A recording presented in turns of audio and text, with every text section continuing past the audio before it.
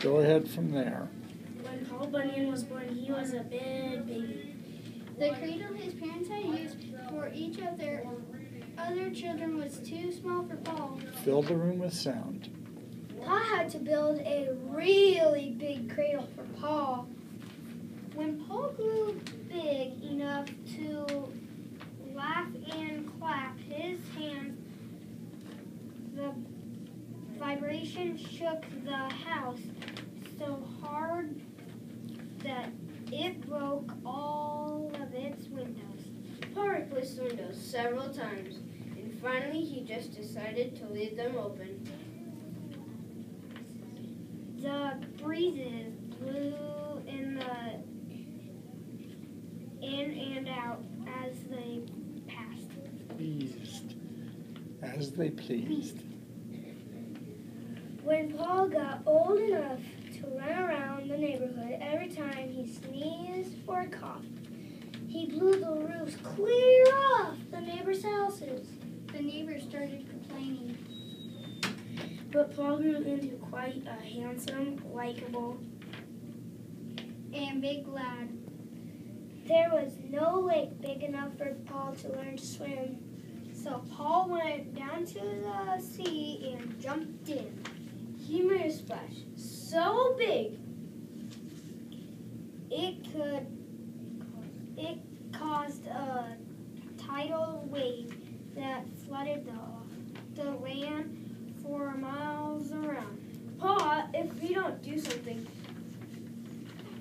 that boy's going to get into such big trouble that it'll be the end of us. I know what he needs, Mom. Something to do. I'll be sure to keep your papers down enough to see me. I'll take him with me to the logging camp tomorrow. He could be a mighty fine logger. Oh yeah. So the next day, Paul took Paul into the forest where he logged with other men.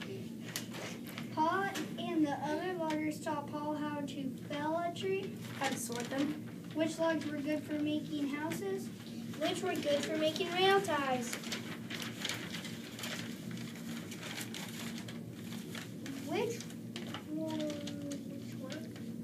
which were good for making furniture, and which parts would make the best kindling wood. Paul learned really fast. and he worked really hard. Paul swung his axe so hard and so fast that his axe got red hot. Really red hot.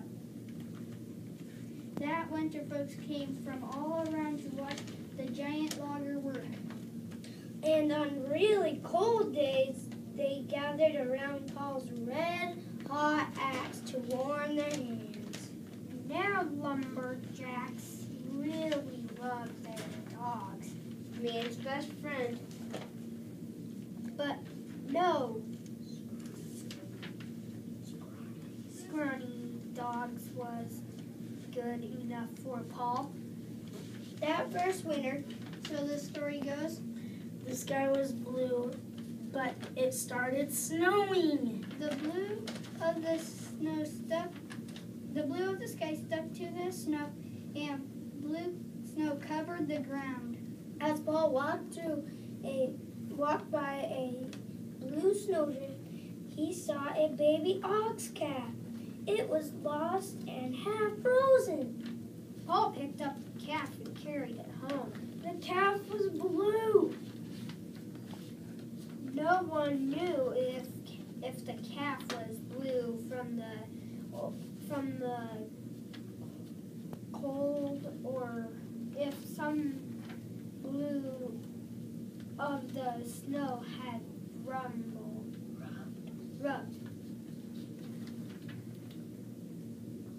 off of him. But blue he was, and blue he remained for the rest of his life. Paul called the calf ox Babe, and Babe became his pet. Babe was just like his master. He was big. At first he drank 18 pints of milk a day. And Soon he was drinking 18 gallons a day. After a while, people stopped counting.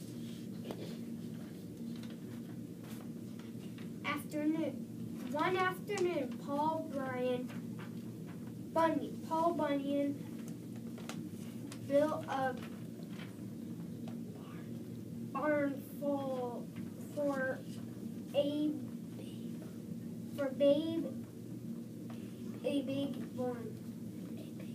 a big barn.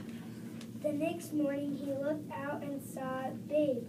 He said to himself, What a fine animal, that big. But what is that strange wooden saddle on his back? He looked closer. It wasn't a saddle. Overnight, Babe had grown so big that he outgrew his barn. The barn looked like a saddle. Just like any good dog loves to be by its master, Babe was always at Paul's side. Babe followed Paul to the logging camp. And Babe worked hard just like Paul. Babe dragged logs down to the river.